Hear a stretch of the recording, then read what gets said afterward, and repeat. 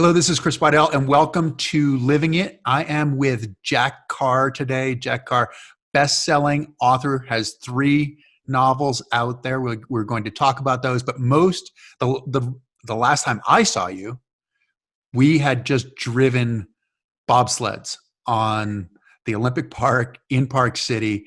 You were worried then because your book was coming out and there was a launch. We're going to get to the bobsled part later on, but maybe we'll talk about the book launch first, because last I saw you, you were saying, well, this does not seem like the optimal time to Yeah, launch a book. in What fact, it seems happened? like Because it seems like it worked out well. it was a suboptimal time to launch anything. But yeah, we last saw each other. I mean, we were on that bobsled track, and I got the text or the call saying that the schools are now shut down for the kids for the rest of the year. Or I think then it might have been, oh, we're just taking a 3-week break to see what happens, and Sure. then that turned into the rest of the year. And now we're thinking about the fall, and waiting for word on that. But yeah, that was kind of the last time that any of us were together without masks, without being, totally just completely consumed by the COVID-19 situation. But yeah, it was a suboptimal time in that I think so. The book came out on April 14th, which was a Tuesday, and that week of April And this was a 3rd. month prior that we were together. We were together Yeah, the 13th of March. yeah, crazy. And then it was like while we were there, it was kind of like that's when things started shutting down. We had our last beers in a public place, while people weren't worried, and all that. It was just crazy at the end of the day. But that's the last time I think I was really out in the public in a place like that. But yeah, the Monday was the 13th of April. Tuesday, the book came out, the 14th. But that was like the height of uncertainty, I would say, as far as COVID went, because we were just getting into it. We hadn't started to really take a breath and look at numbers, look at the world, and kind of open aperture a little bit. That was the one, like, uncertainty wise, probably the worst time to launch anything. And that we didn't know, can you go to the store next week? Is there going to be meat on the shelves? Are there going to be any vegetables there? All the canned goods going to be gone. Wait a sec, am I going to have to get like some water soon for my house? Like, people are thinking those things. They're thinking health, then they're thinking business, then they're thinking savings. And just as far as uncertainty went, that was the week. So it's not like Simon and Schuster could have looked back and say, like, oh, in the pandemic of '89, this is what we did and this is how we adapted. Like, no, there's nothing. No one knew how launching anything was They're going not to. going back to the Spanish flu in Yeah, 1918 to exactly. 20. They don't have data from back then. So we just didn't know what was going to happen. And so I really looked at it, and I was already looking at it when we were last together, in anticipation of not being able to do an in-person book tour, not being able to do the local media that goes along with that. So like when you land in Dallas or something on a book tour, then it's, as you know, then it's off to do local media to promote the book and also the event that's going on at the bookstore that night or the next day or whatever it may be. So all that's gone. All those 10 cities. I was starting at the Reagan Library. I had one stop that had like 5 different signings in Nashville it was just some private events, like all this woven in together, all this local media across the country, all set, ready to go. And then no book tour. So that's a big hit, but in anticipation of that and looking at the changing conditions and trying to anticipate where they were going, looking at worst case scenarios, and then looking at, hey, what do I have on the table here? Like, what cards have I been dealt here? And what do I have in my toolkit? And how can I best adapt to this changing environment? And so for me, it was really a 180 shift, like meaning, okay, nothing in person, all virtual. How can I still do a few book signings? Who, as far as independent bookstores, are set up to do that, and have some reach and have some people that will actually tune in? How do I do book Set signings? up meaning that you were doing virtual signings for independent bookstores? Yep. So like this, right? Like we're doing here, except they have an audience that either watches on Facebook sometimes because they Okay. can't go to the in-person store event. So they're already set up for that a little bit.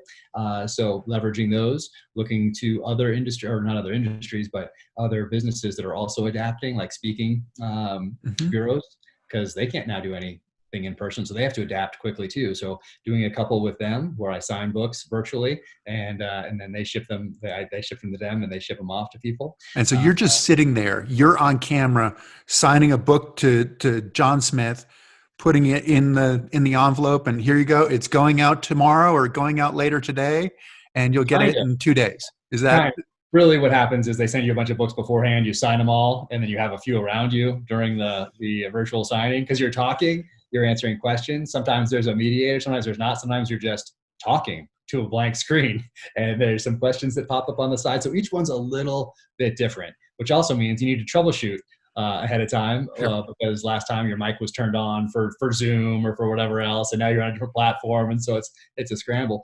But point being, it was time to adapt, and I think I was fairly well situated as far as authors go, particularly a new author, to reach out to friends in industry that wanted to help launch this book because we've known each other for so long. A lot of them, their products are mentioned in the book. We just have this personal relationship where we help one another. So a lot of those, the gear in the book, we did some giveaways with the gear and with books and different missions that you could do. So there's like 7 different missions that people could do to win these gear bundles from different companies and sign copies of the book. And then I really wanted to help independent bookstores because I want to make sure that I launched in a way that was appropriate to the times, meaning that independent bookstores were hurting. There's no traffic coming in there, and they're adapting as well, trying to figure out how do we survive this? Can we stay in business, and can we do home deliveries in our local area? Can we still ship just like Amazon? How do we get the word out to people that, hey, you don't have to go to Amazon for a book. You can call us, you can get on our website, and we'll ship right from here, that sort of thing. So I did some signing campaigns where you could only get this limited edition book plate for Savage Sun at these independent bookstores that wanted to participate. So can you describe what a book plate is?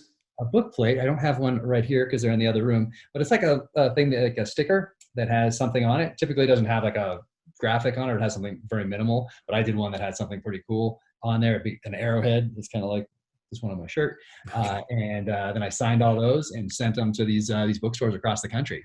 And then they could let their audience know. I could let my audience know. I could direct people towards them and then incorporate it into one of these missions where if you found one and got one and took a picture of it and tagged the independent bookstore where you got it, then you could win this gear bundle type thing. So it's so you got to get creative. It was all about adapting and being creative, and it worked out because it made the New York Times list. So that was pretty cool. And that was the first time you'd made the New York Times list. Yeah, this is the 3rd book and first time making the list. And I was hoping in the lead up that I would go on Joe Rogan. And I was hoping that I would go on a big morning news show like a Fox and Friends type thing, or that Chris Pratt would hold up the book because he's doing a series on Amazon based on the first book and say, oh, I love this. None of those things happened in the lead up to publication. And those were the big ones. So, and now looking back, I'm really glad that they didn't because it made the New York Times list and no one can say, hey, it's just because Rogan put you on or just because you were on Fox and Friends or just because Chris Pratt held up the book. That's the only reason you made it. Well, none of those things happened and it made the list. So it was really a grassroots word of mouth effort from readers, from hunters, from tactical shooters, from people that maybe have one follower or some that have a lot more than that, from companies that I have personal relationships with, but still grassroots, modern word of mouth. A lot of it was podcasts like this one, just being able to have a conversation and hitting that audience. And so all modern day word of mouth. And so that's something I think is pretty special. That's pretty amazing, really, because oftentimes you think of an author as somebody who is in their little writer's garret and just they're locked away and just pumping it out and making it happen. And it's some of how the world has changed, right? That you can't really just do that. Part of people wanting to read your stuff is to know you and go, hey, I like that guy. I like his stuff. But the interesting part also is with the companies that you've created your allegiances. And so it's a much bigger team. Yeah, no, absolutely. Who are some of those companies that you've worked with? Yeah, so it was, and I started going to this thing called SHOT Show back in, I think 2003 was my first one. And it was an industry show where they highlight or they bring all this new gear in weapons, that sort of thing. Because I wanted my guys to go downrange in the SEAL teams with the best gear you possibly could. And a lot of times the private sector is well ahead of the government as far as procurement and technology and that sort of thing. So I started going to this show in Vegas every year, and it was pretty small in 2003. And it just grew over the years. Now it's this huge thing, and I continue to go. I only missed them for deployments, sometimes for a training deal we were in and couldn't get out of. But I went to these shows and I got to know a lot of the people in these companies that were building gear for us. Started giving them some advice on how to change it up a little bit that might work better, what we're doing once we get it, how we're modifying it for our kit before we go downrange. So it just relationships naturally developed. So when I got out of the military, it was very natural for me, being a gear guy before the military, gear guy in the military, and gear guy today, to weave those things into the pages of my novels almost as character development tools.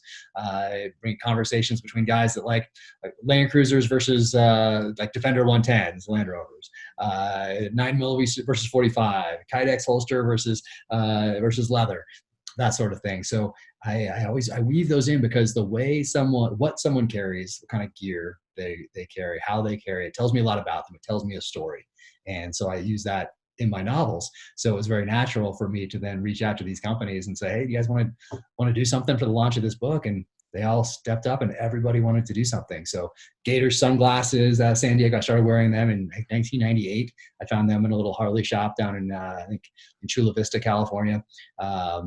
SIG, firearms, PSE, archery, Sitka Gear, who makes like hunting technical clothing, Aim Point that does sights for our weapons, that sort of thing. So Winkler Knives. So just all these people that I knew that built this gear all wanted to be involved in the launch of the book. So we all got together and launched these different missions, and they put it up on their site. So you couldn't have done this in the mid 80s, couldn't have done this in the mid 90s. If there was a pandemic and you were solely relying on a book tour and local media to promote your book, like these weren't options. But today they're options. So really I just had to adapt and get this thing out there using essentially the new media. Well, I mean, and your bookmark says, never tell me the odds, right? So Right. That's right. I'm assuming that's a credo for you. That's But right. that's something, I mean, that's something that's kind of cool in your books too, is that reading your books, because I mean, to the layperson, and I qualify as the layperson, I'm thinking, okay, well, these guys are giving him whatever, and he's using whatever. We don't know necessarily that you have a choice to say, oh, I'm going to use this, I'm going to use that, I'm going to use something else. I mean, that's something that's kind of cool. And certainly you're wearing your logoed hat as well with the Tomahawks, Yeah. and reading your stuff. I'm going, really? So this is something they're using, and I had to go back and do a little bit of research with, some guys, some ranger was talking about, yeah, no, I'd never bring a Tomahawk with me. And another guy's like, oh God, yeah, no, this is perfect. This is the best thing. But it's an interesting weapon too, right? As we're getting so technical, and it's almost, like I remember watching the news at one point, and they were talking about, I think it was back, in Desert Storm or something, and they were saying that a lot of these people who are dropping bombs and stuff like that are really proficient at it because they've been playing video games. Crazy. And this has prepared them. But what a distance there is from dropping a bomb. But then with a Tomahawk, there is no distance at all. I mean, this is personal, and this is intimate, and you write about that. And is that something that, what does it mean to you? Why the Tomahawk? Yeah, so it's in all three novels, and I wanted something that it was very primal, very visceral, that kind of tied the ancient tradition of the warrior to the modern day. So I have my protagonist proficient in all those, and a student of warfare. And I describe in the first novel the books on his bookshelves when a police officer comes into his house and is looking at this crime scene early on in the first novel, and they're books that are actually on my shelves here. So it's a very personal writing experience when I sit down to do this. But I've always been fascinated with the Tomahawk since I was a little kid, and well before September 11th, I was looking, and I had Tomahawks for like a more modern one, even pre September 11th, and then an old one that paid tribute to Rogers Rangers, from where we get the Ranger Creed from, and it's just a weapon that when you see it, it brings out emotions in you, because we're all tied to our past. Like, we're only here today because we had ancestors somewhere along the line that were good at fighting and hunting. Like, that's why we are here. If they were not, then we would not be here today. And we're only here. This modern era that we live in is just such a small sliver of history in general, that for most of that history, most of human history, you had to be good at those things. So I think whether readers know it or not, they read that, and for some reason it hits something primal in them, something resonates there. And then when I tie in the feelings and emotions behind things I was involved with downrange and apply that to the fictional narrative, then it really resonates with them. And I think that's why Simon & Schuster picked it, because it stood out from the thousands of other books that they saw that year. And I really think that's what did it. I think you're right, because that was the thing that came to me, where you were talking about the mentality of being a SEAL or being a sniper, being in a position where you have to take the life of an enemy, and getting into the head of that person, of that warrior. I'd never heard that before. Mm. I'd never, I mean, I certainly have not read as widely in the genre as you have, but between books and books and movies, I hadn't heard that. And can you tell the audience sort of, I mean, it's how you, I mean, is it making peace with it? Is it, I mean, I don't want to, I don't want to cloud your answer, but how do you tell the story?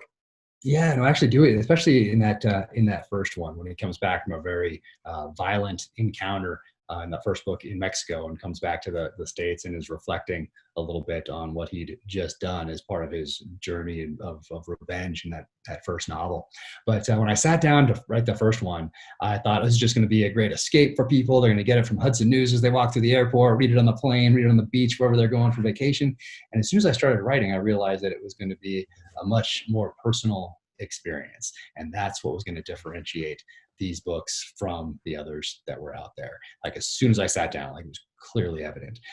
So I take those. So it's not me interviewing a sniper and saying, hey, what was it like in Ramadi 06 at the height of the war, and then taking notes and then applying whatever filters I have, past experience I have to it, and then morphing it and putting it on a page that's fiction.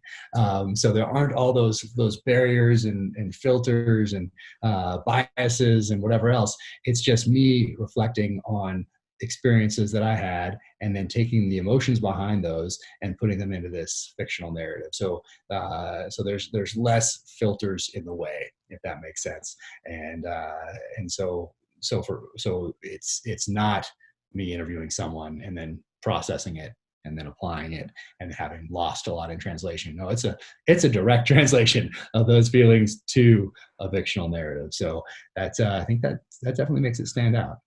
It definitely does, and it's the thing that making peace with what you have to do with your job, that is the thing that was so distinctive to me, the idea of eradicating evil. And I've never been in the military.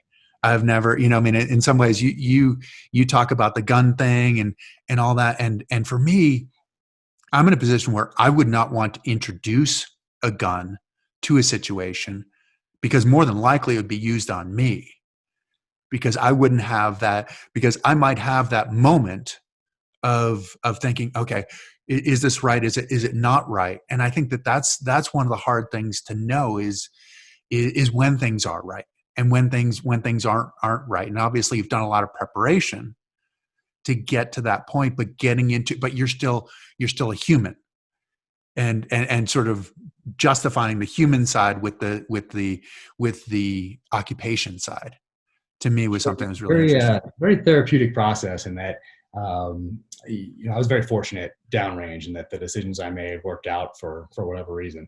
But still, war is very transformative.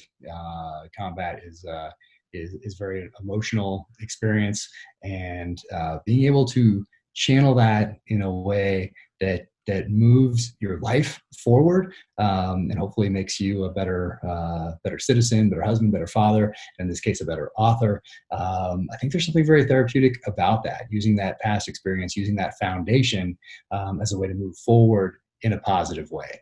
And it's not that I lived back there in those 20 years that I was in the SEAL teams, or those months I was in Iraq, or years I was in Iraq, that sort of thing. It's not that at all. It's using that as a foundation in a positive way going forward. So I think it's So for me, it was a very therapeutic way to kind of link to my past, but have it be the foundation upon which I build the future. And so it's what you've experienced, but at the same time, it's the foundation of who you've become, I guess, in some ways, the preparation for what you're doing. I mean, one of the things at Buds, right? It says the only easy day was yesterday, right? Right. That's right. Done your homework. And the thing is, you're looking at I this, still and feel like that. I still feel like that now. well, that's the question. Really, does that become who you are? And was that who you were before you became a SEAL? Is it who you are coming forward? Is it honoring the work that you've done, or is it just the right way to approach life in general? Yeah, I can't remember ever. It's this natural part of me. So it wasn't like I was someone else before the military, and I was someone else after I left the military. And now I think of things as far as the only easy day was yesterday, or hey, we have to be prepared. No, I was that way my whole life. I was drawn to the military, drawn to the outdoors, drawn to being prepared, wanting to be able to protect myself and my family. So all those things were very natural at a very, very early age. I don't ever remember being anything else. Of course, in the military, it helps to be prepared. And the only easy day was yesterday is a great saying. It's right there on our grinder at Buds. You see it every day. And then once you get to some of the SEAL teams, like SEAL Team 2 has one of a similar type plaque right there. You see every day. It says, "Earn your trident every day." And that means that how are you going to make yourself a better SEAL today? Because by you making yourself a better SEAL, a better operator, you're pushing your teammates to also be better operators, and you're making the organization stronger as a whole. So yeah, for me, it was just, I've always been this way. I've always wanted to be prepared. I've always wanted to learn those survival skills. It's just been something I thought was, I just don't know another way to do it. And also when I go in on something, I go all in. Much to my wife's dismay, that right now I'm all in on writing. And this is essentially a startup. And like you said earlier, I thought it was just writing. I thought you just went to the mountain, your cabin, and you typed away, and then you sent it to New York. Maybe you did a little editing, and then you went to the next project. I had no idea that everything you'd have to do if you were starting any small business, you have to do as an author today. I mean, you don't have to. You can rely on your publisher for all these things. Sure. But the way I looked at it was that, hey, my publisher, Simon & Schuster, gave me my break. They took a risk on me. They invested in me, and I owe them my all to make this thing a success. They don't owe me anything. They gave me that break. So for me, I've learned a lot, that's for sure. But very early on, I was like, okay, this is a business. This is a startup, just like I'm starting some computer company or coffee shop or gym or whatever it might be. And I have to learn about marketing and branding and co-branding and budgets and advertising and social media engagement and everything else you would have to do for any business. I need to do to build this readership. So that's so I went all in on that, which I didn't expect at the outset. And I don't think my wife did either. So when you first started, you used sort of the John Grisham model, as I understand it, right? That he did a time to Kill. Is that the name of the first one? And then he did The Firm and blew up with The Firm, and people went back and read A Time to Kill. I actually think that I read A Time to Kill first, and Nice. And was so intrigued. Well, I was so intrigued. I don't know where I got it, but I picked it up and was intrigued by the story beforehand, where he just started writing and then said, "Oh, well, this isn't any good." And his wife was like, "Hey, are you still writing that? Like, you've got to finish that. Like, I really like that, and I want to find out what's going on here." Nice. I didn't know that part of it. The way I looked at it was, I knew he wrote A Time to Kill first and couldn't give it away, and he could have stopped right there. So I looked at it more from the perspective of resilience and resolve, and staying focused and getting knocked down, but getting up and keep moving forward. And with The Firm, that's the one that hit. So and typically that's where most people found him back in the day. But if he'd stopped, and for me, that's the lesson that I took in. If he'd stopped and got discouraged after No One Bought A Time to Kill, which I think is his best work, then we wouldn't have the firm. We wouldn't have the client. We wouldn't have the Pelican Brief. We wouldn't have one John Grisham novel every year to include this year. Right. So For the last 20 or 30 years yeah, or whatever it's been. Yeah. well, so I always took that as, okay, if the first book doesn't hit, I'm for sure writing a second one. If the second one doesn't hit, maybe then I'll reevaluate my life choices. But I was always going to write two. And it just so happens that the first one took off, and people really liked it. Kept going from there. Did you go all in at the beginning? Did you say, I'm a writer, because you retired from the military? Mm-hmm. And then did you become a writer, or were you doing something else? Because writing until you sell something doesn't pay anything. Right. So I had some contingency plans, and I had some little side things that I was doing. But before I got out of the military, I started to write. So that last year and a half that I was in, when my job became to get out of the military, because it's this gigantic bureaucracy. And when you drop your papers in the military, now you kind of go in a separate pile. They're like, oh, okay, and he's out. And so almost as soon as you do that, you're like pushed aside, and it's time for you to go to dental, to go to medical, to go get read out of all these secret programs, to turn in your gear. And for each one of these things, you need to make an appointment, and then you need to wait, and then you need to do sign up for transition classes. You have to sign about a gazillion things, like you're buying a house. You're signing a bunch of all these different things and trying to keep track of everything. So it becomes a full-time job to get out, but not quite as full as when you were in, so you have time.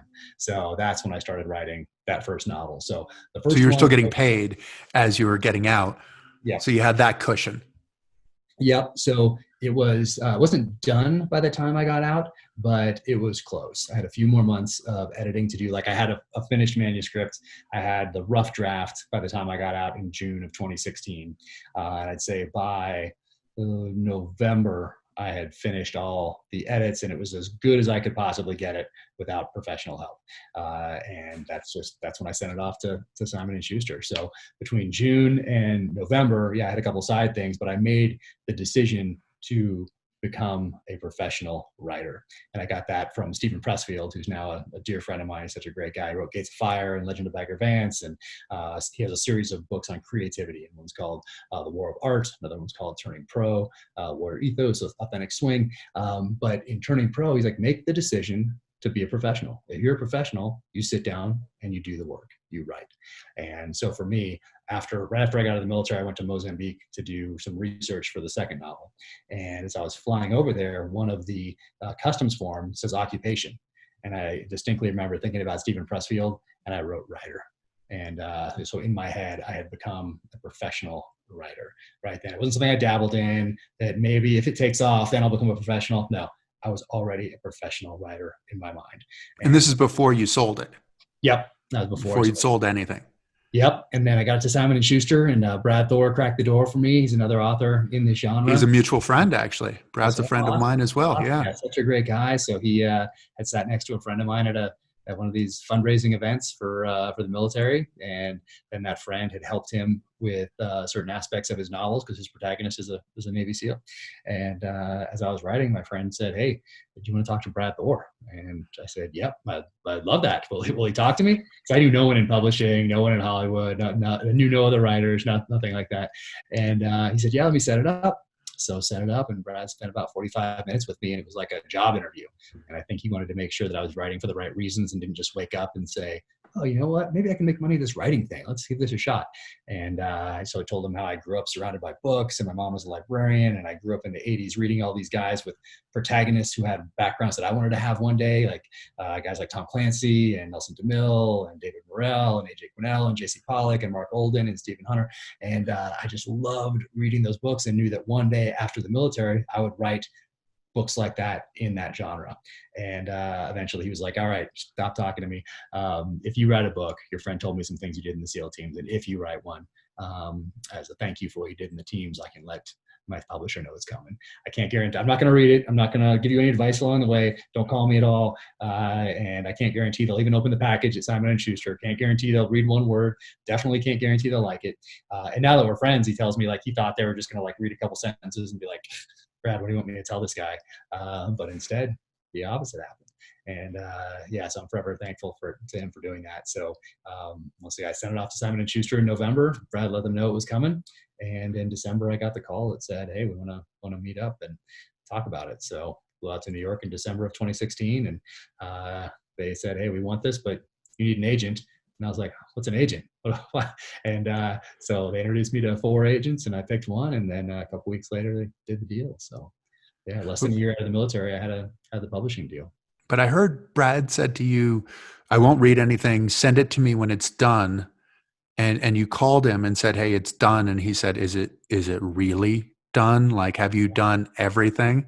Yep. So I think it was April, I'm going to say, of 2016 that I called him, because when we had the first conversation, he said, when is it going to be done? And I said, a year from today. And I marked it in my calendar. And a year from that day, I called him back, and he picked up. And I said, "It's done." And he said, "Is it done, or is it the best that you can possibly make it?" And I said, "Well, it's finished, but I could probably read it a couple times and do some editing." He said, "Okay, call me back when it's the best it can possibly be." And so then I took from, I think that was April of 2016. So I took from April 2016 until November 2016 of reading it over and over and over again, sending it to my mom, to my dad, to a couple of trusted agents out there.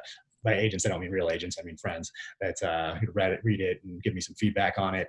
And by November, I thought it was as good as I could possibly get it. And then, But not professional editors. No. I asked Brad if he did that because I'd heard of it somehow in my research, I guess. But he said he didn't do that. So then when he submitted his first book, or when? Really? Yeah. So I'd heard some other authors had done it, or I read somewhere in a blog or something. I don't really remember, but I knew that somehow I knew that it was an option. And so I asked him about it during that first phone call, and he said he didn't. So I said, "Okay, I'm not doing it either." Brad was a friend, and I actually picked up his book in the airport in Salt Lake. I was going to Europe to go ski race. And I picked up the book, and I was going, and I was with a couple of my friends, and I was like, "Hey, this is actually a buddy of mine. This is kind of cool. I have his book." And they're like, yeah, whatever. That's all great. And we were going along the little people movers there, in the airport in Salt Lake. And Brad was going in the opposite direction. No way. He was going on a book tour, and I was like, "Hey, I just bought your book." And he said, "Oh, come back. I'll sign it for you." So cool. Such a great guy. Yeah, I would definitely not be here where I am today without him. That's why the third novel right there, I dedicated it to him. Do you have a ritual similar to Pressfield? You're talking about Stephen Pressfield as well, who has his ritual. I mean, what he like points the cannon at himself to get the good thoughts coming, and says what is it, the prayer of the muse and these kinds of things before he gets going. Do you do anything like that, or? So right now it's such a scramble to find quiet time, especially now that we're in the midst of COVID and we're in the house and we're all packed in. I have 3 kids out there, and it's just insanity. So, but I do have a semi-ritual in that I haven't done it for this 4th one yet, but I took a yellow sticky and I wrote the theme of the novel on that yellow sticky. For the first one, I wrote revenge on it, so that if one paragraph or chapter or even a sentence didn't directly, or more importantly, indirectly lead back to that theme, then I got rid of it right away. So the second one was a story of redemption. So I had redemption there. The third one was the dark side of man. And then, so this 4th one really explores the legality and ethics behind targeted assassinations, the morality behind doing that, which is something that's more closely associated with the state of Israel than it is with us, although we do it as well, obviously. But my ritual was go someplace quiet. I'd take off my watch, set it down next to me, and get to work. So that's kind of the and coffee. But first coffee. Coffee. Is that intravenously, or you actually drink it? If I could figure it out, yeah. If I wasn't so scared of needles, I'd probably do it that way. But just the coffee. Gotta keep caffeinated. and the letting go of the watch is that's letting go of time. Do you have a timer? Do you have anything, or are you just do you have any goal? Do you have a goal for the day? Or do you just kind of go? I need to get more disciplined. So up until this point, I have realized this was a startup, and any startup, I think, you need to be very adaptable. You need to be flexible. You need to be able to take advantage of emerging opportunities. You need to be able to, on the battlefield, identify gaps in the enemy's defenses or in their plan, and adapt quicker than the enemy. Take advantage of emerging opportunities and momentum.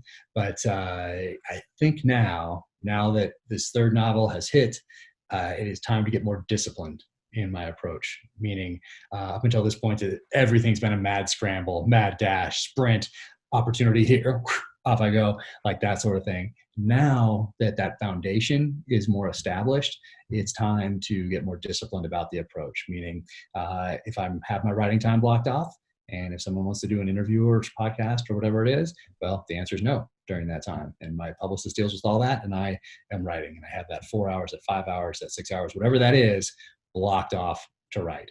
Then I have an hour for emails. Then I have, that sort of thing. Where in the past, I think I've been worried I would miss something that would allow me to build the readership and build this thing that would then allow me to do what I love, which is writing, if that makes sense. So going forward, and I think that's going to happen over the summer, because I'm still coming down off this virtual book tour and this virtual push to get the third novel on the New York Times list and all that. Now there's 2 on the audio New York Times list, the first book and the third. So it's been really crazy.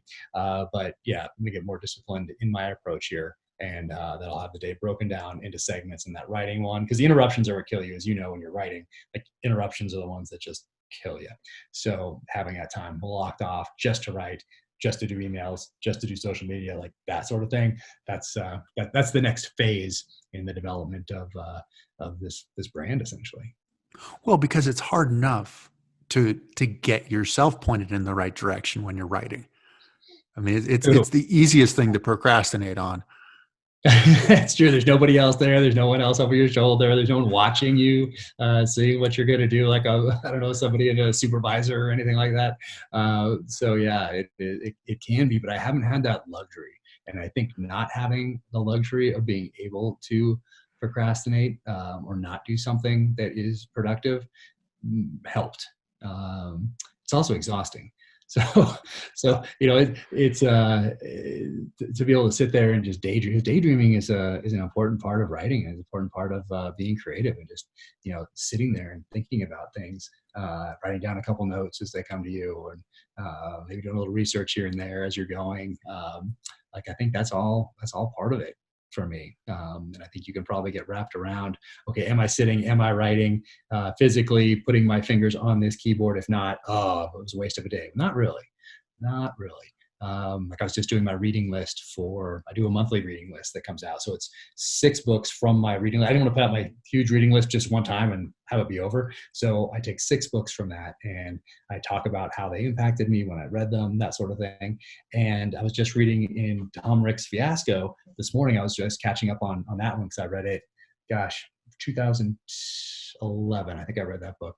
But I was just going through it real quick, and I saw something that fits perfectly into a conversation that my characters are currently having at my other computer downstairs in the guest room right now.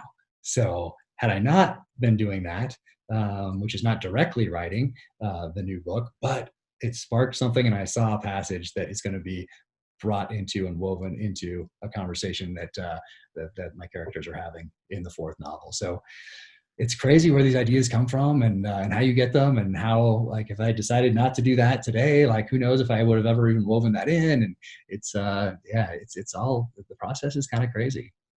Well, I mean, and so you have to be generous with yourself, with, that, oh, I didn't fail today. I didn't do this. I didn't do that. And there are days that it just doesn't happen, but you are showing up and you're doing it. So, because the thing is, it's really easy to get to that point where if you're beating yourself up, then tomorrow becomes huge drudgery, and the next day is even worse, and you're not ending up doing anything that's really beneficial, but also finding the way that, or being open to the idea that ideas are going to come. I noticed that one of the books that you put on your reading list was Stephen King's On Writing. Yep, right over there. Right over there.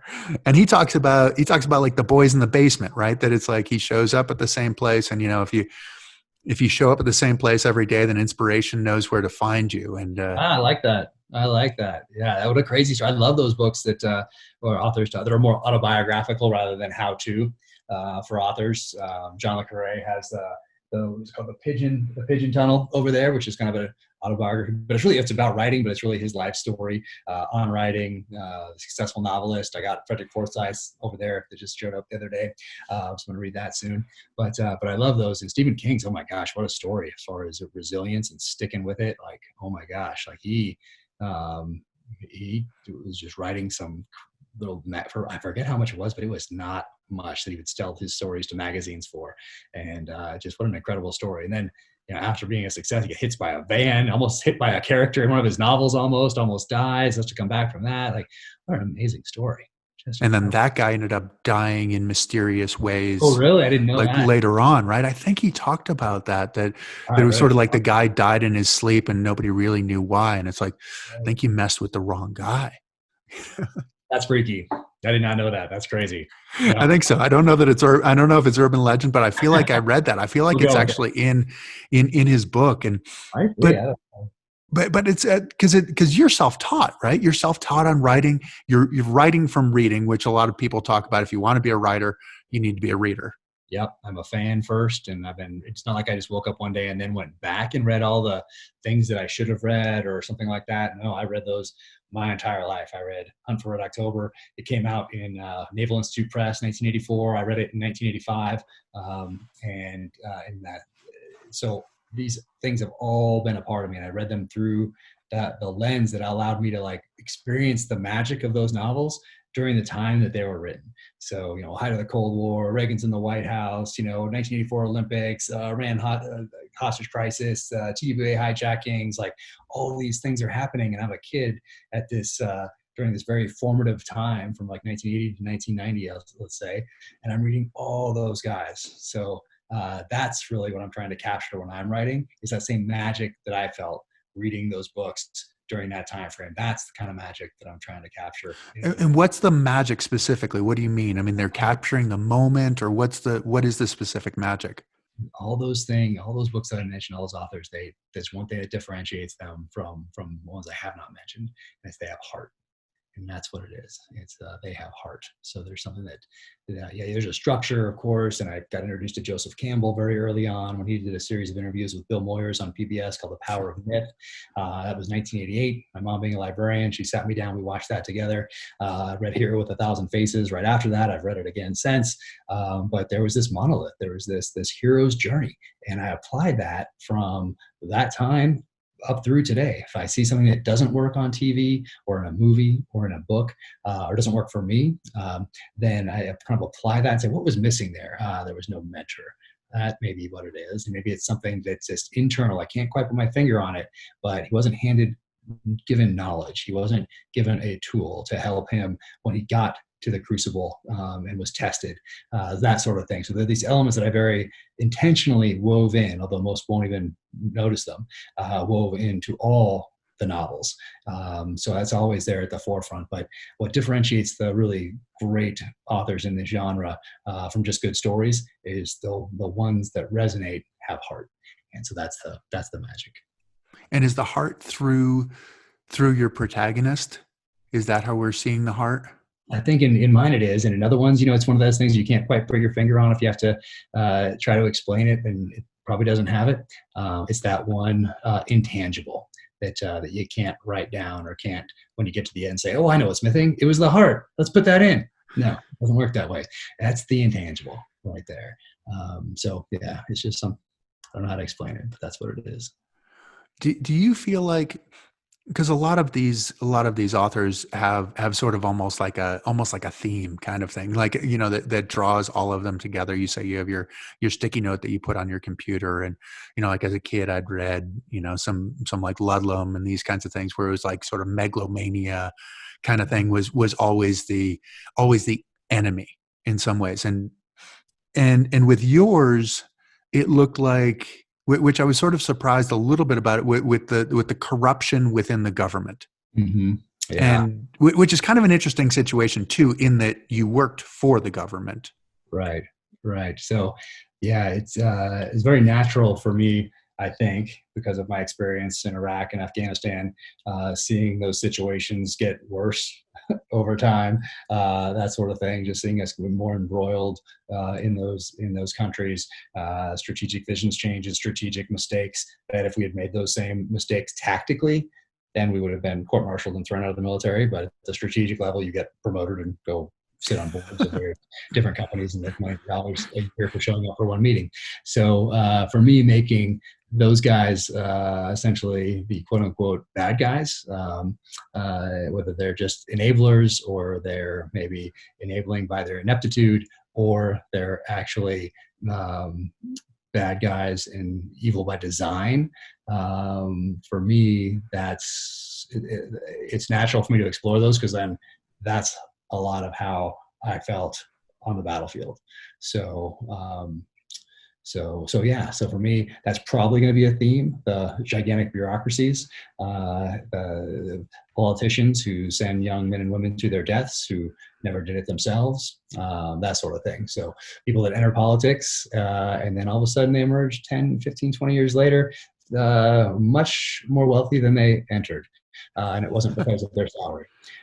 So those sorts of things, I think, are going to be themes that are common in my novels.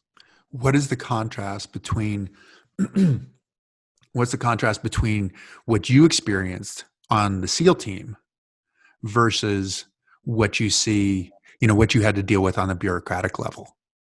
Yeah, so ours is, it's a mission. You have a mission. You're doing it for the guys to your right and left, and you're going out and you're getting it done. But at the same time, it's hard to be. You can't be immune, especially as a leader, when you're going to get asked questions by your guys. Hey, why are we here? Why can't we do night raids right now? Why do we have to take these indigenous forces with us? Like those kind of questions. You have to have good answers, and they have to be honest answers. You can't just parrot what the senior leaders are telling you, because then you look like an idiot. And the E5 mafia, they'll see it right away. They'll sense it. They'll smell it, and you lose all credibility. So you have to put thought into these things, and your guys have to know that you put thought into these things, and that what they can trust about you is that they're going to get your honest assessment, which is ironically the same thing that those senior leaders have to trust, that they're going to get your honest assessment, even if it's not what they want to hear or not. Like, that's the thing they need to trust, is that they are going to get your honest assessment just like your guys are. So that's what you're building really as a leader, is that trust. You're establishing it, and you're always continuing to build it through every conversation, through every briefing, through all your actions. Like, you're building that trust continually. Where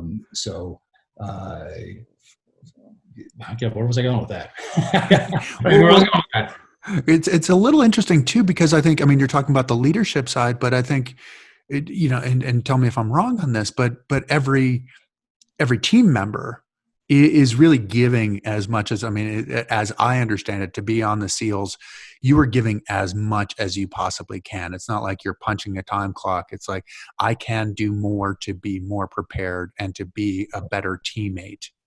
Oh yeah, there's no time clock. It is all, that pendulum is 100% on the side of the team, because that's what you owe the guys under your command. It's what you owe their families. It's what you owe the country, the mission. So yeah, that you are solely focused on being the best combat leader, the best operator that you can possibly be at all times. So, and it's important that your family knows that too. So my wife knew that. The kid, as hard as it is, like, that's the reality of it. If you want to be the best operator you possibly can, that's where that pendulum has to be. I'm not saying once you get to like a shore duty somewhere, it can't swing back the other direction, or when you get out, it has to swing back the other direction. And that has to be part of the conversation with your spouse as well, is that eventually it's not going to be about the team anymore. Eventually it's going to be about us and our family.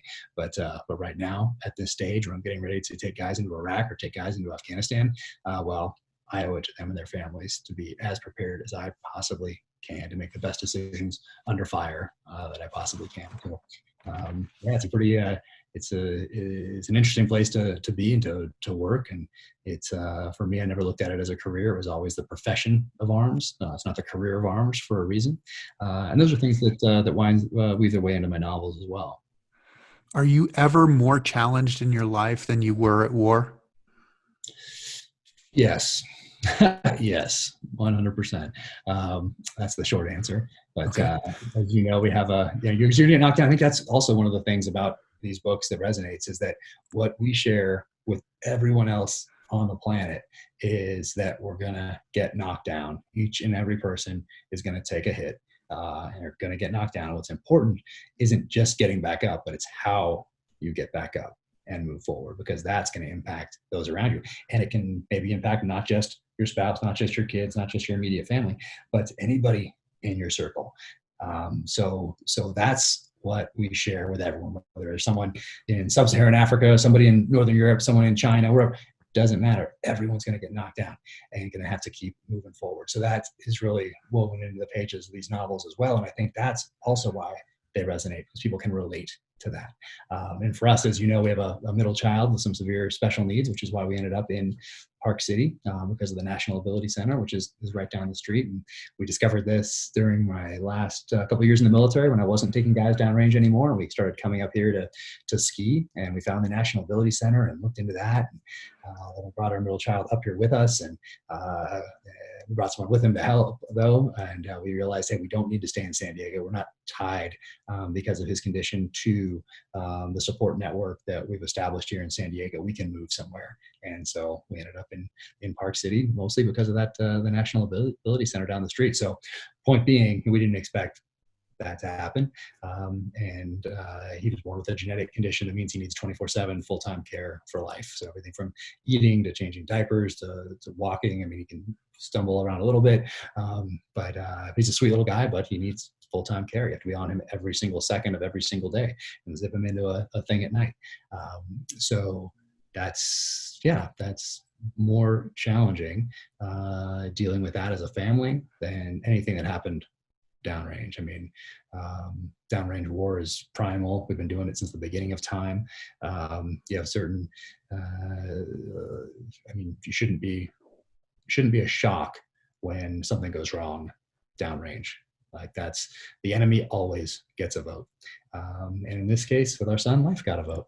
And, he's our sweet little guy, but we have to raise two other kids at the same time. And part of that is doing things so that their childhoods, when they look back, it's not so, their memories aren't solely about their brother's condition and about us being focused on him all the time.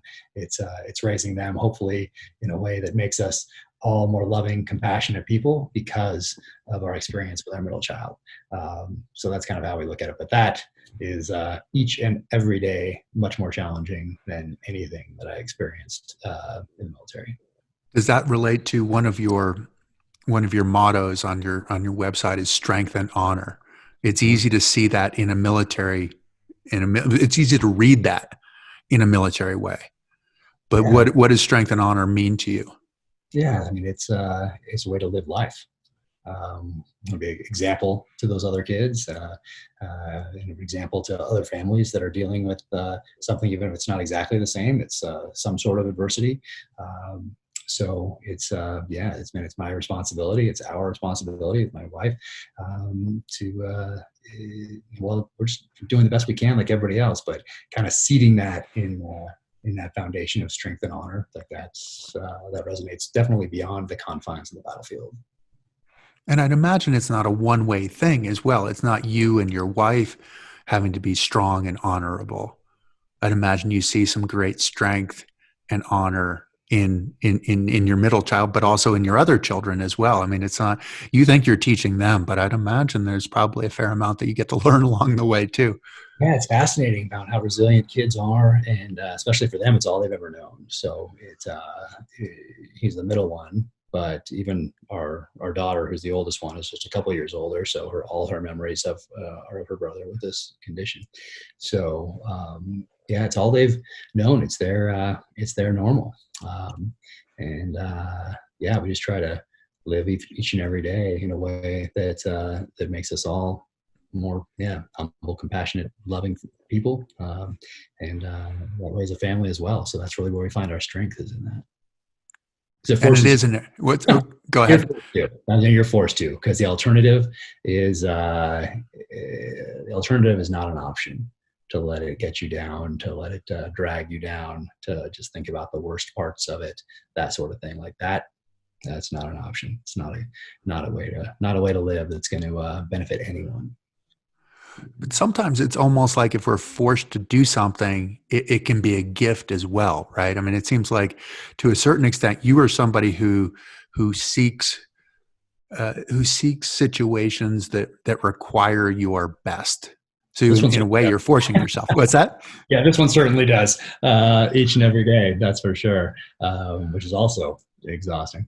But no, yeah, that's true. That's true. No, yeah, there's no other option there. Where there is an option, I guess, and where you do, well, I guess you can choose. I mean, you have a choice of how you're going to deal with the cards that you're dealt with. That's a choice, and so I can only. I mean, for me, there's only one way to play these things, but sadly, when you look across the board, more often than not, it destroys families. There's divorces. There's alcoholism. There's abuse. There's all sorts of things when you look.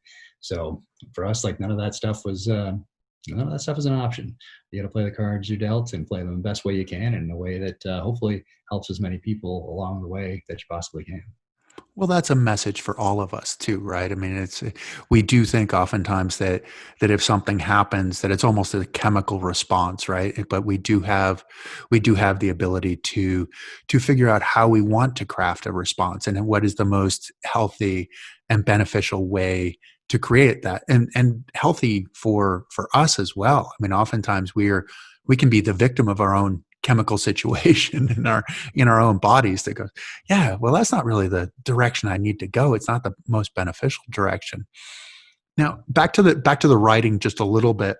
In looking at your books on your blogs, you had the Fountainhead on there, and Mm-hmm. you included a bit of a quote from Howard Roark, who is one of the most amazing characters I think out there in literature. But it's saying, not who will let me, but who will stop me.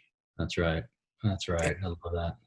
And is that something you looked at when you were writing your books, when you were starting to be an author?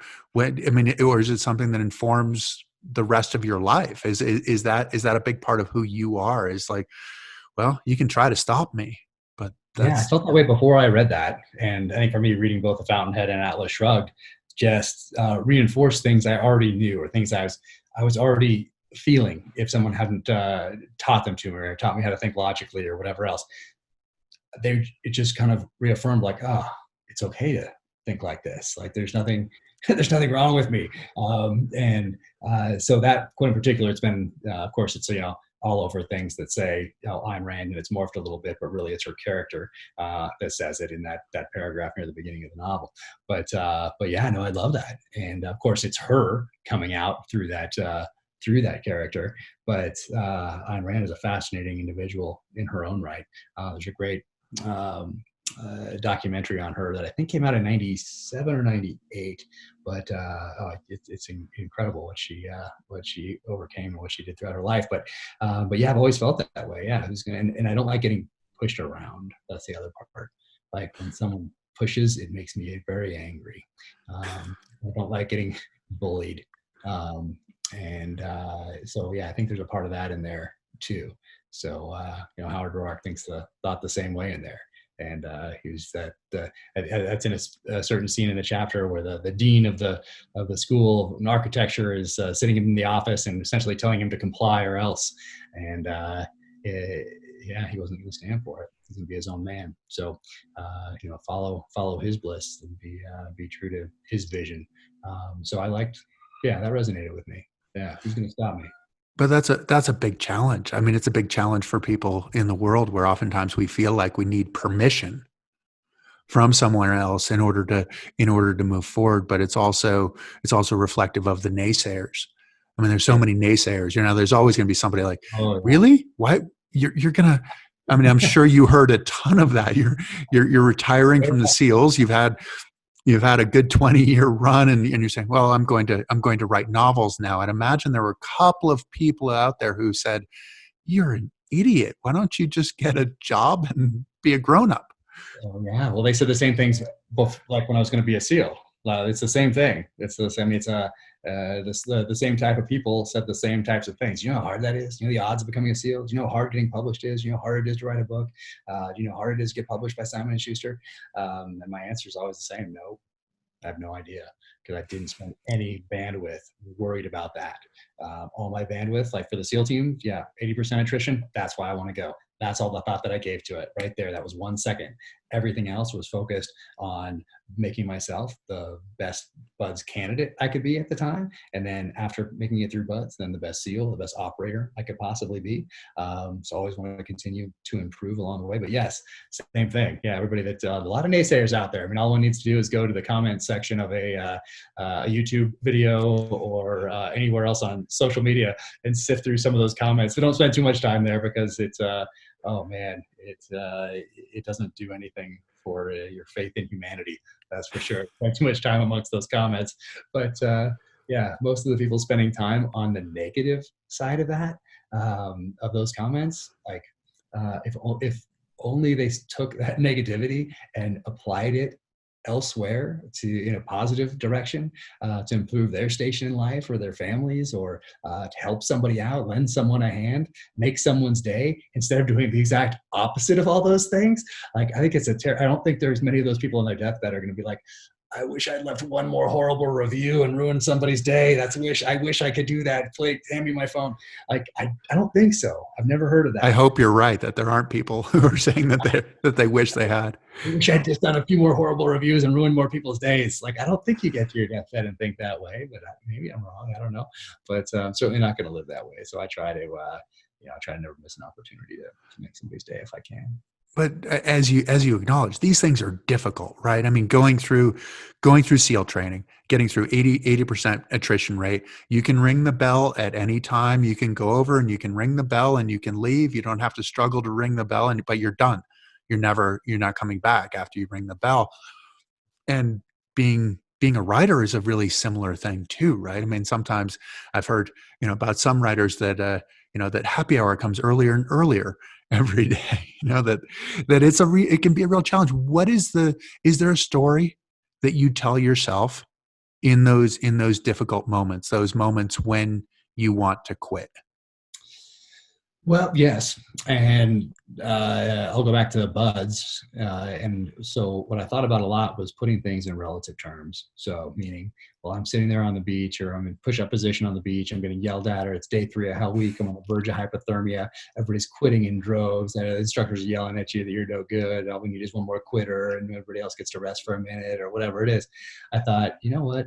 I am not storming the beaches at Normandy. I am not sprinting up the beach at an entrenched, elevated enemy machine gun position. I'm not going across the beach at Iwo Jima. I'm not doing the things that people have done from the inception of this country up until today to give me the freedom to follow my dream and be here on the beach getting yelled at in Southern California. I was like, you know what? I can do this. So I thought about that quite a bit, to put it in relative terms, as I was going through, and I took it in small chunks. People say just go and make it to the next meal, and I took it I went one better, and that I thought the next evolution. So, okay, we're done with log PT. Okay, now we're running to the obstacle course. Okay, that's the next thing I need to do, is run from here to the obstacle course. Okay, now I'm at the obstacle course. Now what do? Now I run the obstacle course. Okay, what's next? Oh, we get the boats and we're putting them on our heads and we're running 6 miles or whatever, 3 miles or whatever to the chow hall. Okay, now I've done that. What am I gonna do now? Now I'm gonna eat. Now, so I took it in those small chunks to get through that full week of Hell Week, when 80% of others did not. And so same thing with writing. I was thinking about that the other day. I was like, oh man, I got a long ways to go here. And then I'm like, you know what? I just need to finish this paragraph. I need to finish this one conversation in this chapter. I need to finish this chapter. Like that sort of thing. So you got to take it in tiny chunks. Some people talking about, they say, how do you eat an elephant? Well, one bite at a time. So, you think of it in those terms, and eventually what happens? Oh, you make it through Hell Week. Oh, amazing. And next thing you know, oh, wow, you have a novel. Then you can go back and edit. So it's put in those relative terms and then taking things piece by piece in small chunks. So connecting and honoring your history was a big part of it. But it also sounded like, to me, I kind of think of it in similar terms of like, it's almost like you were in it as opposed to being on top of it. I think in a lot of our lives, we can feel like we can dominate whatever we're in, and we can push it to whatever finish line we want. but it's almost like, I mean, for me, climbing Kilimanjaro, I felt like I ran into the summit Yeah. because I'd lost the ability to comprehend it. You kind of keep going, and you're in it, and that little bit, like, we're going to get right there, then we're going to get right there, then we're going to get right there, and at some point your brain goes, look, getting right there and right there and right there makes me tired. So I'm Yeah. going to let go. I'm just going to let go of this domination kind of thing. Yeah. I don't know. I always felt like in running cross country or something like that, taking a break, of backpacking, I'd be like, okay, if I take this break, you know what I'm going to have to do when the break's over? Keep going. So I can keep going now, or I can wait 15 minutes. Like, regardless, I'm going to keep going. So yeah, I guess you think about it in those terms as well. But yeah, and every now and again, it's okay to take a break. That's important too. You know, otherwise, you drive everyone around you insane. And possibly drive yourself insane too. I mean, Possible, yeah. It's that's a possibility. we don't have the ability to just sort of escape. But back to Howard Rourke. Howard Rourke. I mean, one of the cool things I remember. I read this. I don't even remember. I mean, it was like, this was 1987. Oh wow. Okay. I think that I read The Fountainhead, so it was a long time ago. So Yeah. so I'm going deep in the recesses here, but there was a scene where they were building one of his houses. He was or one of his structures. I don't remember whether it was a house or not. And he's the architect, and his architecture is bold, to Mm. say the least, right? I mean, it's bold, but it fits, right? It's everything's efficient. I mean, it sort of informed my view of architecture in a lot of ways, in that things are supposed to be there for a reason. They're not just there as a facade or a tribute to somebody else's vision of what's beautiful. But this guy was putting in the electricity, and he went over to him and he said, "Hey, look, if you do it like this," and I think what he did was he sort of like cut a hole in a beam or something like that, and was like, "Look, you can run the electricity right up through this hole." Which, to me, I look back on it and I go, "Okay, well, he wasn't just an architect. He's not this guy who just went through the academic part of it. He was a tradesman, and Mhm. he was trying to find the efficient part of it." Is there a parallel for you in having gone to the SEALs as an enlisted guy, and then eventually being that guy who is leading teams? And Yeah, no, absolutely. It's I wanted to come in and I wanted to start at that ground level, and I wanted to essentially start in the mailroom and work my way up. I wanted to learn the trade, establish a reputation. I wanted to be a sniper, and typically officers aren't snipers.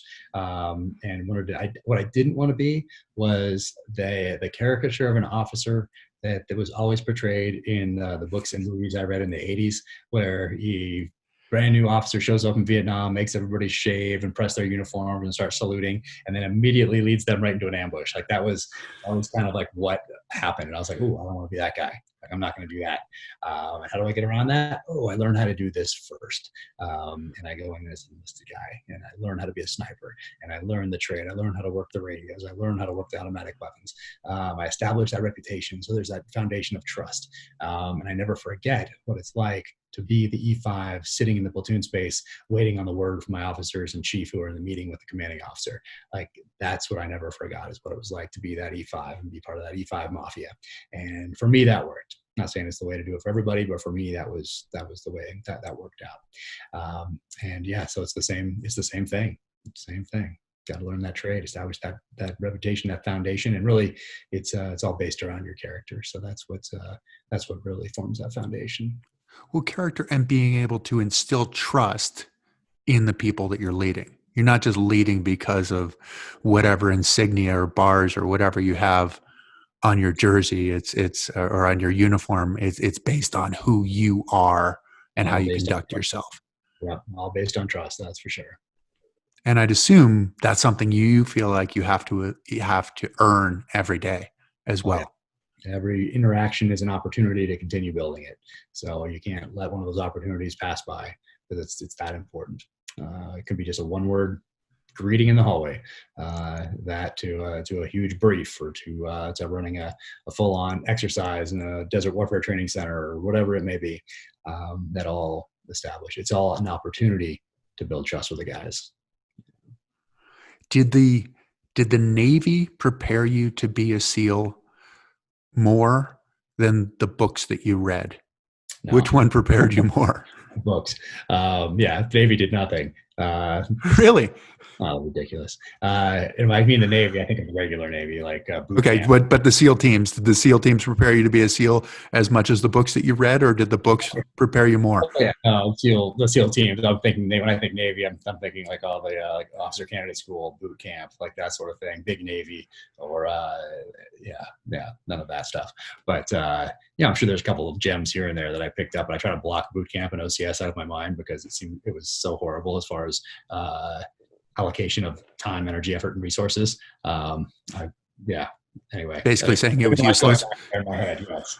I hate to say that because you can always find good in everything, but I block those out because it's awful.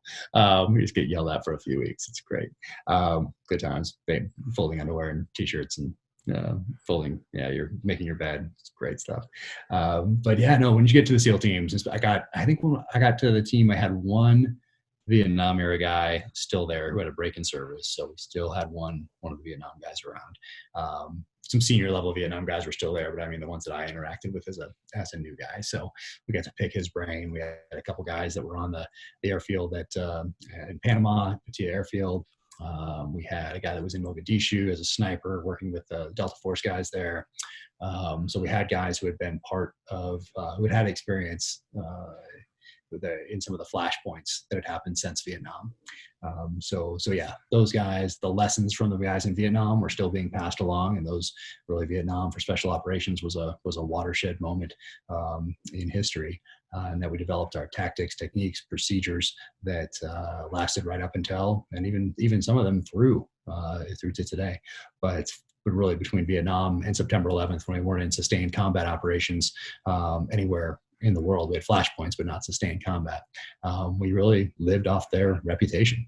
And we owed it to those guys to be the best SEALs we could possibly be, to continue that reputation of excellence, and that just putting fear into the hearts of the enemy like they did in Vietnam. So yeah, they definitely prepared me, but also helped that I had that coming in, that I'd worked out in a way that I thought would make me a better operator. I'd read things that I thought would make me a better operator. I'd studied warfare, terrorism, insurgencies, counterinsurgencies. So all of that really helped form that foundation. And then I make it through BUDS, which really shows that you're safe with weapons, that you're comfortable underwater, and that you want to be there. Like, that's really all BUDS does. And then you go to SEAL qualification training to really get that next level education, that graduate level education. But then you get to your team and get ready to do your workup with your platoon, and that's really your PhD level, if you looked at it like that as a progression. So yeah, they prepare you. So as much as that's your job, to be prepared for war. It was. The first podcast I did actually was with a guy named Carlos Melita, who was actually on the airfield in Panama. Oh, wow. Amazing. Yeah.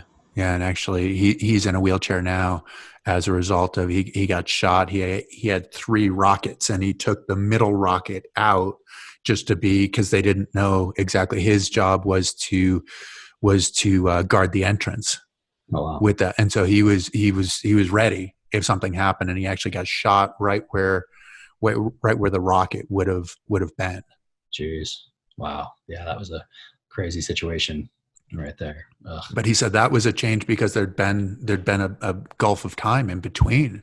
Yeah. When you were active and when you weren't. And so interesting. Now, I don't know how stressful a situation I subjected you to in asking you to come drive a bobsled. You said it was something that you'd always wanted to do. How did that, was it scary for you? Yes. Yeah, that was crazy. Like, and more and more like anticipating. It's kind of like a jump. Like, I'm not a big air guy. I did not like jumping out of planes. Like, I did it for the job. I do not do it today. But you got to pack your chutes. So now you're getting nervous, because whatever. Then you're waiting for the plane. You're waiting on weather. You're kind of sitting there. And then you get, okay, there's a weather break. Now we're getting on the plane. Okay, now the engines are starting up. Now we're going up to altitude. Okay, now the doors are opening. Now there's the guy sticking his head out, spotting the drop zone. Now you're standing up. You're moving. Like, there's a lot of things that you have to go through to get to that jumping out. Like once I jumped out, I was fine. It was great.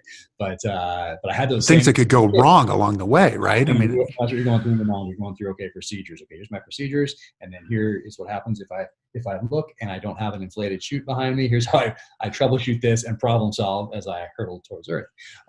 So for the bobsled, yeah, that was like kind of the same thing in that, drove up there. Okay, we hung out. We got a brief. We sat in the things. Then we went up and we did it all together. Then it was time to go by ourselves. And they put us on this track just by ourselves with no one that knows what they're doing. It's just like we're driving these things.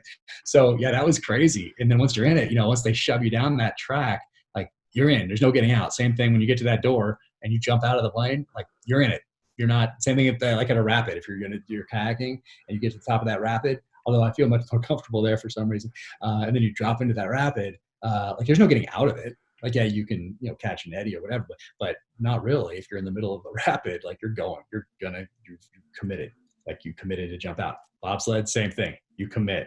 And that thing was fast and it's pretty violent. Like you get thrown around in there pretty dang good.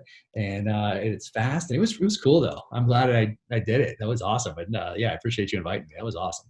well, you didn't have, I mean, like you were talking about when you flew that you had your checklist. This is what I'm supposed to do, which in some ways can make you more nervous because then you're worried that you're going to miss something on your checklist before you jump out. But on the bobsled, I kind of looked at the guys like, are you sure that I'm ready to do this now? Because yeah, I got into it on the, it was a flat piece of ice at the finish. And they said, okay, well, just keep your knuckles together. And you really don't want to steer too much. You don't want your knuckles, you want your knuckles to be mostly together. You don't want to steer too much off of that. You're not yanking it one way or the other. And I'm like, okay, that sounds reasonable. That sounds like something I can remember. And we walked the course. That was awesome. Yeah. And looked at it and like, okay, well, turn 13, you want to make sure that you're getting off of turn 13 quickly. I remember none of that. As soon as we hit the ice, like that I remembered none of that. I was just go. But maybe it's because my brain is a little different or something. But it was all like one morph. It was just like it was survival. It was complete survival. Yeah, I was thinking, do I need to remember this? If I don't come off that early, am I in trouble? And so they drove me up, and I felt like I had invited you and Blake to come join us, and I felt like, well, I should really go first. This is my job. This is me being the leader in some ways. Right. I am leading. I can't say, hey, Jack, why don't you go up and do that? And so I thought, okay, well, and I need to look like I'm confident in this, even though good. Yeah, it was good. Even though I'm going crazy. I talked to Blake and she said, oh no, you didn't look scared at all. I was like, I was petrified. I had no idea. That's crazy. And then I remember telling you after I was done, I finished and I was like, yes, I'm done. I don't have to do this again. And then somebody had to leave because you have to have another person in there with you for a wait. Right. They just sit there. They don't do anything. They just sit there.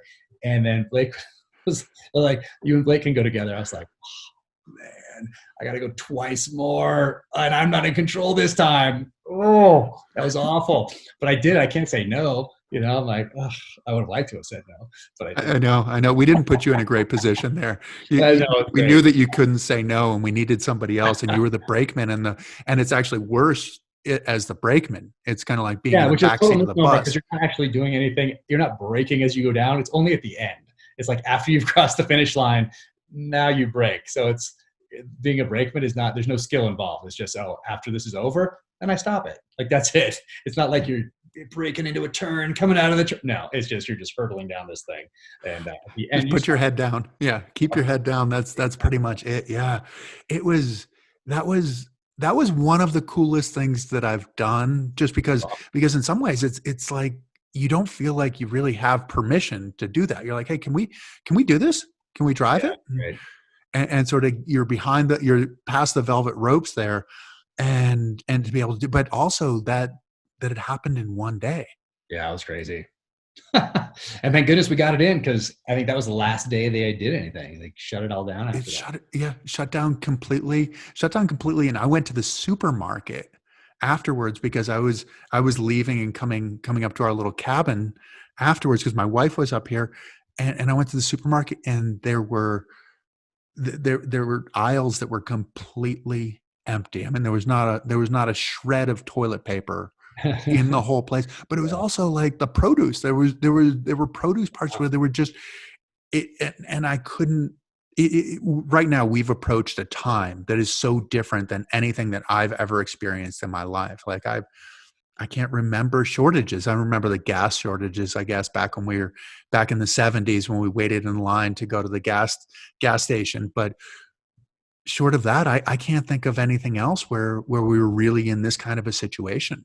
Yeah, not as a country, but like there's been flashpoints like Katrina or something like that, natural Sure. disasters that are Right. regional, but not certainly not as a country as a whole. That's As the been wild. country's, yeah, that's exactly it. So does doing something like that, does doing something like the bobsled, is this adding to your list of adventures, your bucket list of like, okay, checking the bobsled off. What might be Yeah, that was off. next? I'm not doing that again. You're not doing that again? Okay. I don't think so. I think that was good, but it was awesome. I was so glad I did it. I wanted to do it. So yeah, that was on there. But yeah, bucket list things. You don't look at things in terms of bucket list. There's just always so many things I want to do, and I want to take my family down the Grand Colorado River through the Grand Canyon. And I've done that. My wife and I did half together. I did another half with my dad. I want to take the kids down there as soon as they're old enough to escape, because we can escape the phones, we can escape the iPads, the electronic leash when you're in the bottom of these river canyons. So we like to do that. So there's a few rivers like that I want to explore, and places that I want to go and things like that. But for right now, it's all about this next book, making that as good as it can possibly be, and then transitioning into book 5. And yeah, it's a busy time. Does the book get more challenging now that you've been on the New York Times bestseller list? I mean, it's kind of like the first two, you're thinking, hey, I'll see if I can do it. I want to be here. And then now you've made it. Yeah, now you have to kind of make it every time going forward now. And it's a lot of work to get on there. That's for sure. But yeah, so I guess there is a little more pressure. I try not to really think about that. But the first 3 got such great reviews overall that people expect them to continue to get better each and every time. That's my goal, of course, to move the genre forward, even if it's just by degree each and every time. But maybe there comes a time when that doesn't happen, and then you get knocked down. You got to get back up and make the next one. Got to come back even better. But I'm not quite there yet. But yeah, I think it would get harder as I go on, but I'm not positive. I don't know. We'll see. Well, I'm I'll do it actually again. asking more in terms of the art part of it, right? That it's kind of like in some ways you're knocking on the door and you get in. And how do you continue to grow as an artist? I mean, does that get to be one of the challenges of like, okay, I've done this works, this is part of who I am, but I want to add something new? Or I always think Neil Young always talked about like head for the ditch, Hmm. and it's like, okay, it's working. This is a hit song, and then head for the ditch kind of thing. Is there a part of that as an artist that you're like, okay, what, how do I continue to grow as an artist and not be constrained by my success? Yeah, I think there's a couple things there, but a lot of times in this, well, I shouldn't say a lot of times, but one could take what was successful in one and just recreate that and change time, place, location, but essentially have the same story, and just change. US. Okay, now it's going to be Europe. Oh, now it's going to be Africa. Now it's going to be China. Whatever it may be. But so that was very deliberate on my part to have a second novel that was different, not just by degree from the first one, but what much more of a geopolitical type thriller that took readers on a journey that was surprising, because it was a risk to do that, to have a transformative journey for the protagonist. Most people would have just started off the second one, given a little nod to the first one, and continued on with the story. But I thought that would be disingenuous to the reader to have the protagonist just recover so quickly from the traumatic events of the first novel. So definitely took a risk on that second one by going so deep into that character development and that transformative journey, that odyssey almost. So I think I'm going to continue to do that, to do things that take risks that are surprising, that continue to incorporate my personal experience into them, because that's valuable, I think, to the reader. But yeah, it's always about trying, I think, you not necessarily recreate, but not, just not do a carbon copy of something that was successful in the past, and just be content with that, but to continue to move forward in a way that's distinguishable from your last effort, I think. How does it work for you? Like I know Stephen King talks about like sort of like the what if moment. Like what if this happened? Where does the spark? What's the genesis for you? In the books or in In the books, yeah, in the book, like, okay, I'm committing to a novel. Like, where does it go? How does it start? Yeah. So right now, up until this point, it started with an idea, with a theme, with like a one-page executive summary, which would be like what you read on the the back page to draw you in, and then expanding that into an outline, where then the problem solving comes in. And if I can't figure out the problem, then I just go around it or through it. I don't necessarily let it hold me back, because I know that this is, hey, we're not on the battlefield, we're not being shot at. I have time here. I can take 6 months with this if I want to figure out this one part, and eventually I'll get it. So I guess as you go there, that's probably when the what if starts to come in. And then even more so when I take that and start actually writing, because then you're really thinking through these ideas, and then you're kind of like, oh, wait a sec, this looked good in the outline, but it's not really working right here. I need to do something else. So it's really just constant problem solving. I was an aggressive problem solver on the battlefield, and I look at the written page the same way. Like it's all problem solving for the protagonist, for the bad guys, for the storyline. So it's a lot of the same things you do on the battlefield now I do on the written page, and eventually it gets me to the end. So you start with the executive summary. Mm-hmm. That to me sounds like the hardest part, the executive summary. Like, I mean, it's the challenge oftentimes of like writing about what you've written. Sometimes is it can be the biggest challenge. So I look at the executive summary and go, oh man, like that's really hard.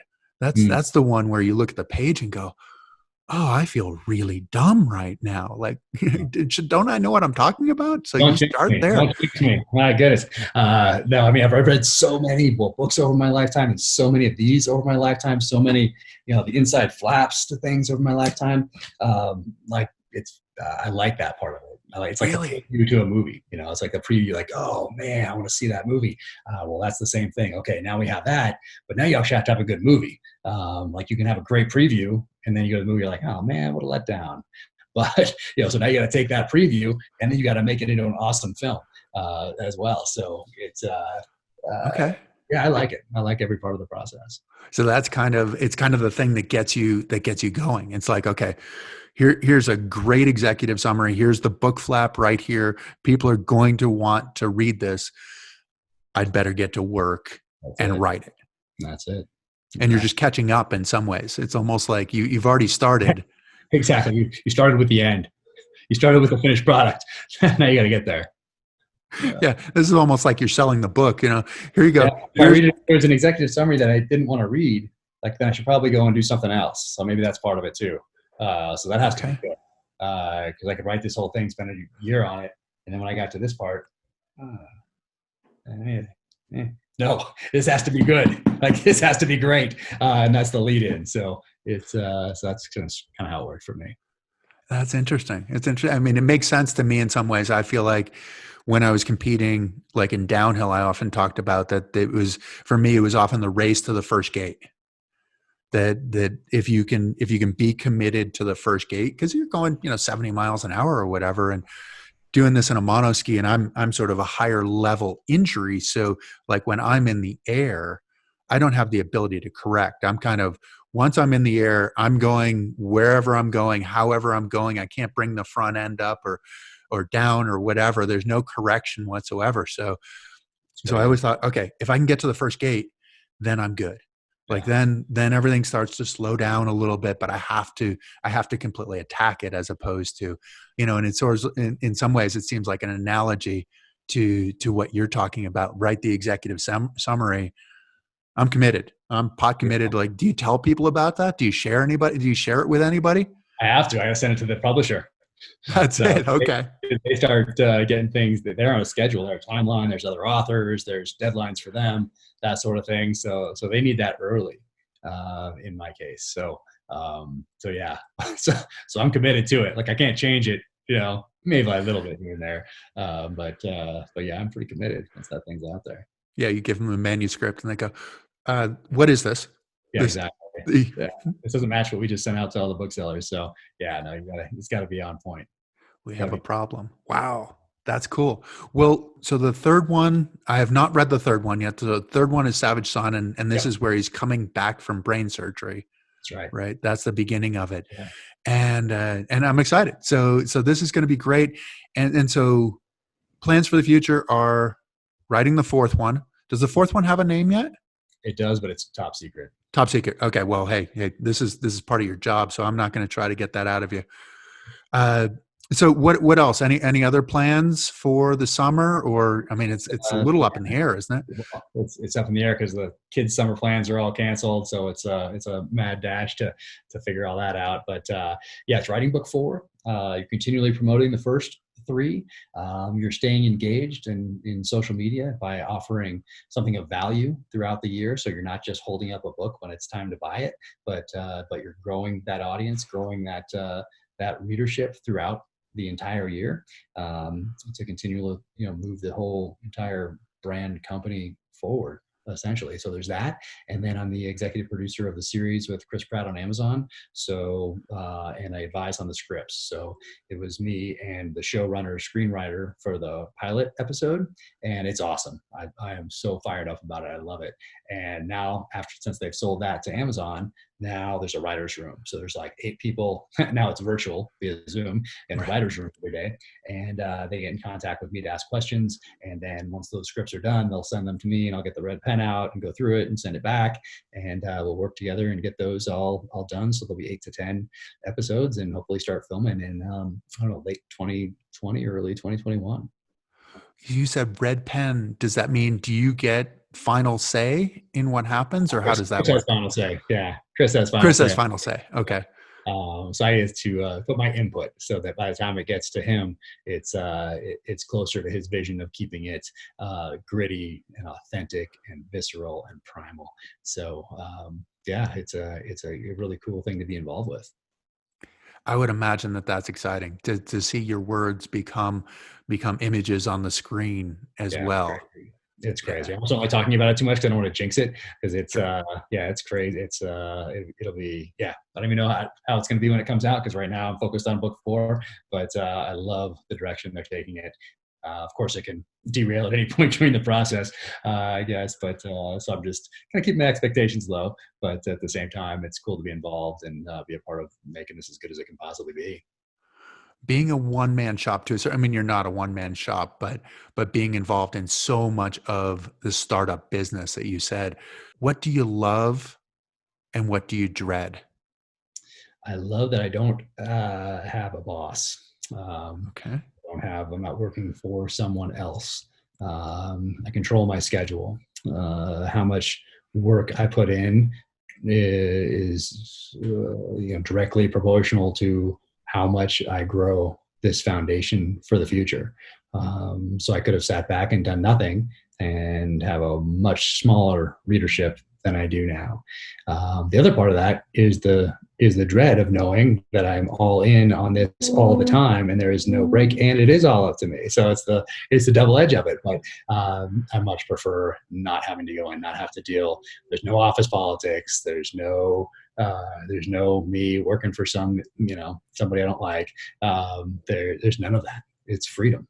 And that's what I was after in my post-military life, was freedom financially and freedom to control my schedule, freedom to be able to say yes and no to things. So that's kind of what I created, which I feel very fortunate to be in that position.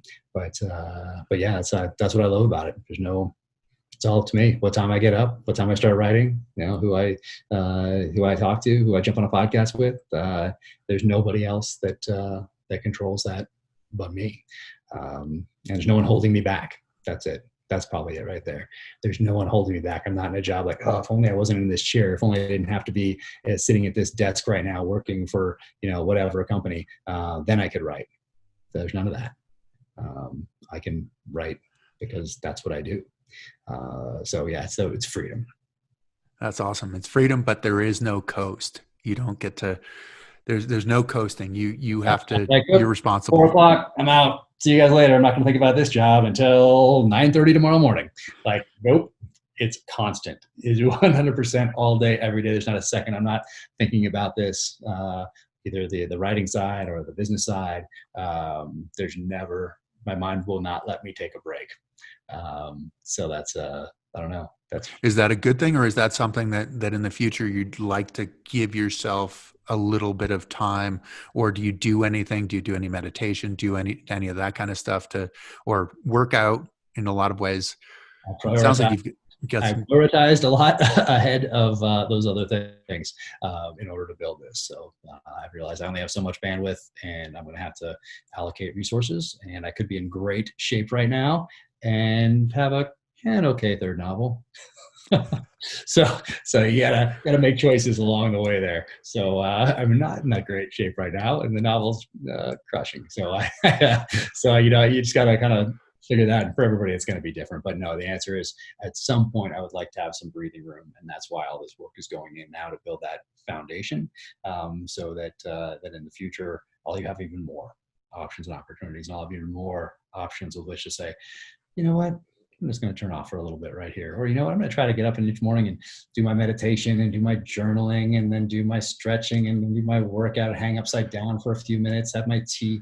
Like, okay, now it's noon, right? And I have not written a thing if I'm doing that right now. So it's, so right now priority is writing and building this.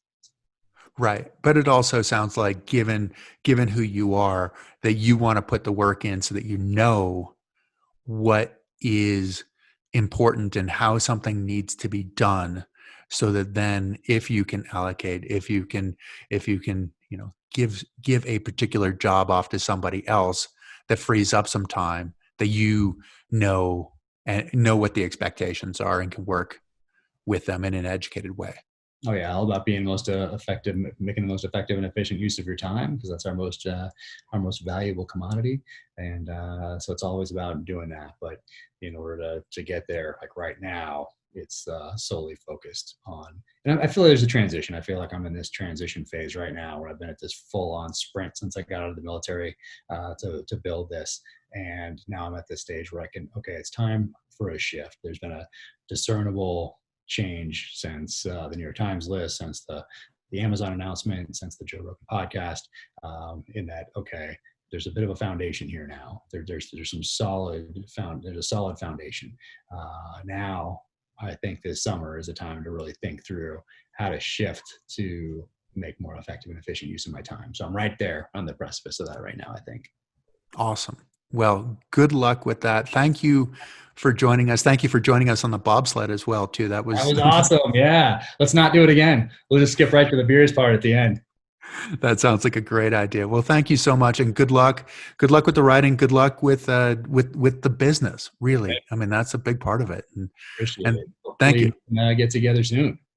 Yes, I look forward to that. I definitely look forward to that as we emerge. Yes, it's that. Fingers crossed.